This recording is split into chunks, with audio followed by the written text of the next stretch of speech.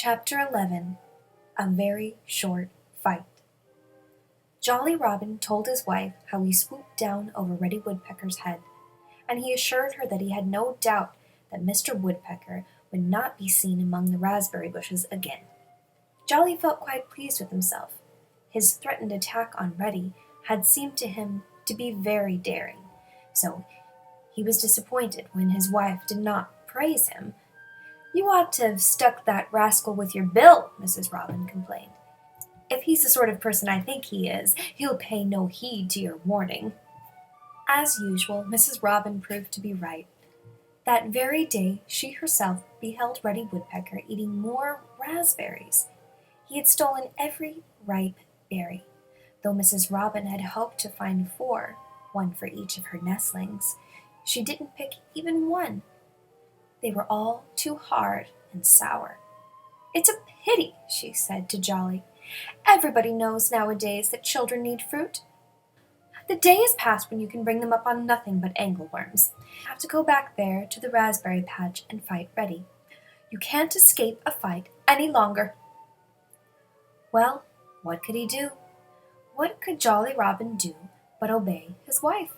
He asked himself that question, and he could find only one answer.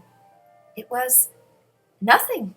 There was nothing he could think of that would satisfy Mrs. Robin except a real battle. So he went forth. Yes, Jolly Robin went forth very bravely to find Reddy Woodpecker. He meant to surprise him, but it was Jolly who received the surprise. Reddy Woodpecker attacked first. The moment he spied Jolly Robin, Reddy hurled himself at him. He skimmed so near to Jolly's head that astonished little fellow ducked and hurried away. Yes, Jolly Robin retreated. It wasn't that Reddy Woodpecker was bigger than he was. To tell the truth, Reddy wasn't quite so big. But he liked to fight, and Jolly Robin loved peace. Jolly hid in the midst of a thick hedge that grew beyond the fence. "Well," he muttered, "that fight was soon over. There's no use to tell Mrs. Robin about it. She would only worry." He sat there a long time. He didn't want to go home. He didn't know what to do. So he thought and thought, until at last a happy idea popped into his head. "I'll get help!" he exclaimed. "I'll get my friends from the other side of the meadow to come and help me fight Reddy."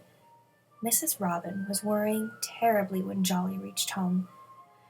"You've been gone a long time," she complained. "Did you chase that woodpecker person out of the valley?" "No," said Jolly, "but I expect to tomorrow." "I thought I told you to fight him today," said his wife somewhat tartly. Yes," he replied hastily. "We had a set to, Mr. Woodpecker and I, but the real fight will take place tomorrow." "I'm glad to hear you talk that way at last," she told him. "It's high time something was done.